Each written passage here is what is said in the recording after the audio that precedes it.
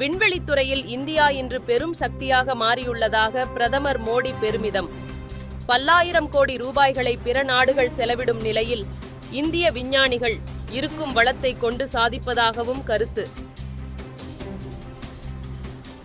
பிரதமர் மோடியை டெல்லியில் இன்று சந்திக்கிறார் முதலமைச்சர் மு.க. ஸ்டாலின். மீனவர் பிரச்சினை, கல்வித்துறை, மெட்ரோ ரயில் திட்டங்களுக்கான நிதி உள்ளிட்ட கோரிக்கைகளை வலியுறுத்துகிறார். உச்ச நீதிமன்றம் ஜாமீன் வழங்கியதை அடுத்து சிறையில் இருந்து விடுதலையானார் செந்தில் பாலாஜி. புழல் சிறைவாசலில் வான வேடிக்கைகள் முழங்க திமுக தொண்டர்கள் உற்சாக வரவேற்பு.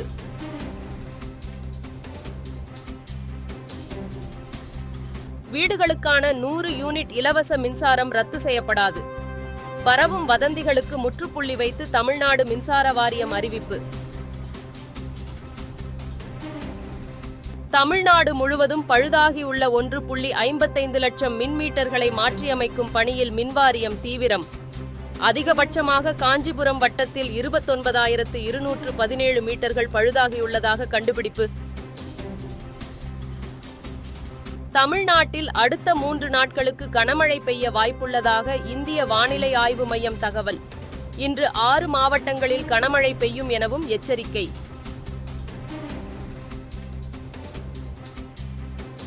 குரூப் 2, குரூப் 2A முதல்நிலை தேர்வு முடிவுகள் வரும் டிசம்பர் மாதம் வெளியாகும் என TNPSC அறிவிப்பு. முதன்மை தேர்வு அடுத்த ஆண்டு பிப்ரவரியில் நடைபெறும் என எதிர்பார்ப்பு. தமிழக பள்ளிக்கல்வி பாடத்திட்டத்தில் அனைத்து வகுப்புக்கும் காலாண்டு தேர்வு இன்று நிறைவு. நாளை முதல் விடுமுறை விடப்பட்டு அக்டோபர் 7ஆம் தேதி மீண்டும் பள்ளிகள் திறப்பு. திருப்பதி லட்டு பிரசாதத்தில் மாட்டுக் கொழுப்பு கலக்கப்பட்ட சர்ச்சை எதிரொலி. மாவட்டம் முழுவதும் காவல் சட்டத்தின் 30வது பிரிவு அமல். தமிழக பயணிகள் சென்ற சுற்றுலா பேருந்து குஜராத் மாநிலம் பாவ்நகர் அருகே ஆற்று வெள்ளத்தில் சிக்கியது.